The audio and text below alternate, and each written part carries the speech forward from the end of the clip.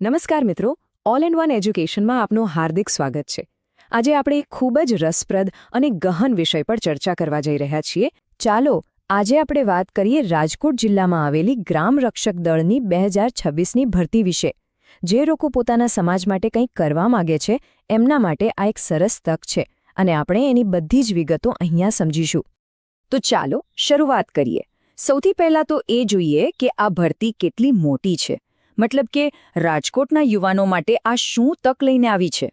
તો જુઓ, કુલ જગ્યાઓ છે 235. જી હા, આંકડો છે 235. આ જ બતાવે છે કે રાજકોટ જિલ્લા માટે આ એક નાની સૂની નહીં પણ એક મોટી ભરતી છે. ઘણા બધા લાયક ઉમેદવારોને અહીં તક મળી શકે છે. હવે આ 235 જગ્યાઓમાંથી 168 જગ્યાઓ પુરુષો માટે છે અને 67 જગ્યાઓ મહિલાઓ માટે, એટલે કે બંને માટે અહીંયા તક રાખવામાં આવી છે. આ એક સારી વાત છે. આ જગ્યાઓ માત્ર શહેર કે ગામડા પૂરતી નથી, એનું પણ વિભાજન છે. જો રાજકોટ ગ્રામ્ય વિસ્તાર માટે 105 જગ્યાઓ છે, જેમાં 69 પુરુષો અને 36 મહિલાઓ, અને રાજકોટ શહેર માટે 130 જગ્યાઓ, જેમાં 99 પુરુષો અને 31 મહિલાઓ, એટલે બંને વિસ્તારોને આવરી લેવામાં આવ્યા છે. ઓકે, જગ્યાઓની વાત તો થઈ ગઈ, પણ હવે સૌથી મોટો સવાલ કે આ જીઆરડીની નોકરીમાં કરવાનું શું હોય છે? એમની ભૂમિકા શું છે? ચાલો એને બરાબર સમજીએ, જેથી કોઈ ગેરસમજ ના રહે. સૌથી પહેલી અને સૌથી અગત્યની વાત, આ કોઈ કાયમી સરકારી નોકરી નથી. આ છે માનદ સેવા. આનો મતલબ શું? મતલબ કે આ એક ટેમ્પરરી એટલે કે હંગામી સેવા છે. આમાં મુખ્ય હેતુ સમાજની સેવા કરવાનો અને સ્થાનિક પોલીસને સુરક્ષાના કામમાં મદદ કરવાનો છે. હવે વાત કરીએ વળતરની, તો અહીંયા કોઈ ફિક્સ્ડ મંથલી સેલરી નથી.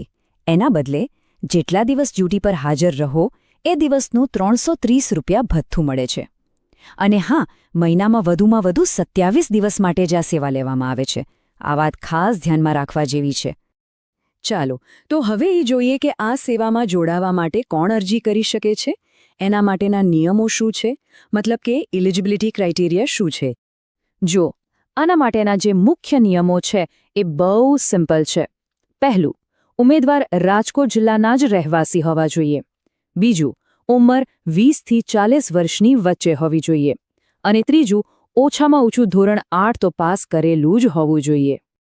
ભણતરની સાથે સાથે શારીરિક યોગ્યતા પણ જરૂરી છે.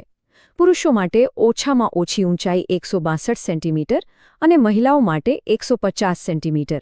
વજનની વાત કરીએ તો પુરુષો માટે ઓછામાં ઓછું 50 કિલો અને મહિલાઓ માટે 40 કિલો. અને હા, દોડ પણ છે. પુરુષોએ 1000 મીટર અને મહિલાઓએ 800 મીટરની દોડ 6 મિનિટમાં પૂરી કરવાની રહેશે. તો ટૂંકમાં આ ભરતીનો સાર શું છે? 235 માંધ જગ્યાઓ છે. ઓછામાં ઓછું ભણતર, ધોરણ 8 પાસ જોઈએ અને અરજી ઓનલાઈન નહીં પણ ઓફલાઈન કરવાની છે. આ મુખ્ય મુદ્દાઓ છે. ઠીક છે, બધી માહિતી તો મળી ગઈ, પણ હવે અરજી કરવી કઈ રીતે? આ સૌથી અગત્યનો ભાગ છે. અને એક વાત, સમય બહુ ઓછો છે, એટલે આખી પ્રોસેસ બરાબર સમજવી ખૂબ જ જરૂરી છે. આ તારીખો પર ખાસ ધ્યાન આપવા જેવું છે. 20 ફેબ્રુઆરીએ ફોર્મ મળવાના શરૂ થશે. ફોર્મ લેવાની છેલ્લી તારીખ છે 1 માર્ચ અને ફોર્મ ભરીને જમા કરાવવાની છેલ્લી તારીખ છે 3 માર્ચ સાંજે 6 વાગ્યા સુધી. અને પછી તરત જ 6 માર્ચથી તો શારીરિક કસોટી પણ શરૂ થઈ જશે. તો પ્રોસેસ શું છે? એકદમ સીધી અને સિમ્પલ. સ્ટેપ 1, સૌથી પહેલાં તો ઓફિશિયલ ફોર્મ લઈ આવો. સ્ટેપ 2, એને બધી સાચી વિગતોથી ભરી દો. સ્ટેપ 3, એની સાથે જે પણ જરૂરી ડોક્યુમેન્ટ્સ માંગ્યા હોય એ બધું જોડી દો. અને સ્ટેપ 4, છેલ્લી તારીખ પહેલાં એને જમા કરાવી દો. બસ. અહીં એક બહુ જ અગત્યની વાત છે જે ખાસ નોંધી લેવા જેવી છે. ફોર્મ ક્યાંથી લેવાનું અને ક્યાં જમા કરાવવાનું? જો ઉમેદવાર રાજકોટ ગ્રામ્ય વિસ્તારના હોય તો એમને પોતાના વિસ્તારના પોલીસ સ્ટેશને જવાનું છે. અને જો ઉમેદવાર રાજકોટ શહેરના હોય તો એમને રાજકોટમાં મવડી પોલીસ હેડક્વાર્ટર ખાતે આવેલી જીઆરડી બ્રાન્ચમાં જવાનું છે. ફોર્મ ભરાઈ ગયું. હવે શું? સિલેક્શન કેવી રીતે થશે? ચાલો હવે આખી પસંદગી પ્રક્રિયાને સમજીએ કે ઉમેદવારોએ કયા કયા તબક્કામાંથી પસાર થવું પડશે. સૌથી પહેલાં તો શારીરિક કસોટી એટલે કે દોડ. અને આના વિશે એક વાત સ્પષ્ટ સમજી લેવા જેવી છે. આ દોડ પાસ કરવી ફરજિયાત છે, પણ આ ફક્ત ક્વોલિફાઈંગ છે, મતલબ કે એના માર્ક્સ ફાઇનલ મેરિટમાં નહીં જોડાય, બસ આપેલા સમયમાં દોડ પૂરી કરવાની છે. હવે સવાલ એ થાય કે શું લેખિત પરીક્ષા હશે? તો એનો જવાબ છે કદાચ.